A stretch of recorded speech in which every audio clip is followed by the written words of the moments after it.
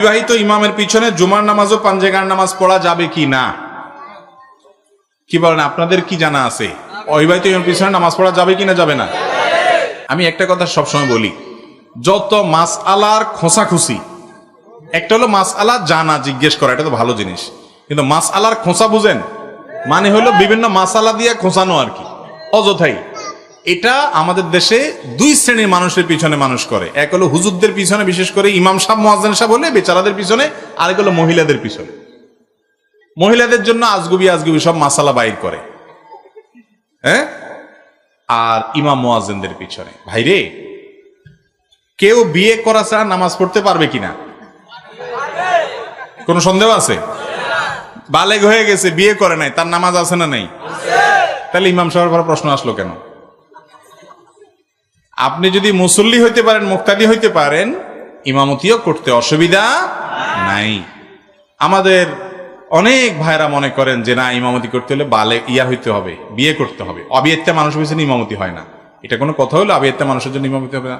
যে নিজে নামাজ পড়তে পারে, বালেগ হয়েছে, তার পিছনে আপনি ফরজ নামাজের ইক্তেদা করবেন, কোনো অসুবিধা নাই। তিনি বিয়ে করুন অথবা না করুন। এখন যদি বলেন যে বউ না থাকলে আপনি তার পিছনে নামাজই পড়বেন না, একবার চারা ইমাম সাহেব তার বউ মরে গেছে, কি হবে? তার চাকরি চলে যাবে?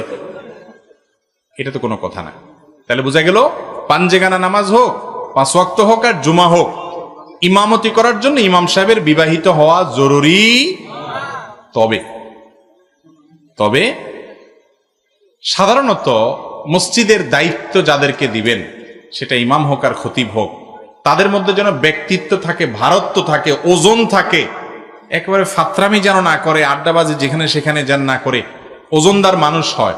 সেটা বিবাহ করলে একটু বেশি ভারত্ব আসে, আবার অনেক সময় বিয়ে করার পরে অনেকের মধ্যে ফাত্রামি থাকে। ঠিক না বে ঠিক? কত বিবাহিত ফাত্রা মানুষ আছে, কত অবিবাহিত মানুষ আছে যার ভিতরে ভারত্ব আছে, পার্সোনালিটি আছে, ব্যক্তিত্ব আছে, তাই না? এই জন্য ইমাম সাহেব আড্ডাবাজি করে বেড়ায়, উল্টাপাল্টা করে বেড়ায়, এরকম যেন না হয়, সেরকম ইমাম নিয়োগ দিবেন। আর সব কথার শেষ কথা হলো, পয়সা করি ইমাম সাহেবের প্রাপ্য হাদিয়া বেতন এমন ভাবে দিবেন যে ফাত্রামি ফালতুগিরি ইমাম সাহেব না করে ব্যক্তিত্বপূর্ণ মানুষ পান। আপনি গুড় যে পরিমাণ দিবেন, মিষ্টি সে পরিমাণ হবে। বেতন দিবেন 5,000, বাকি রাখবেন 6 মাস।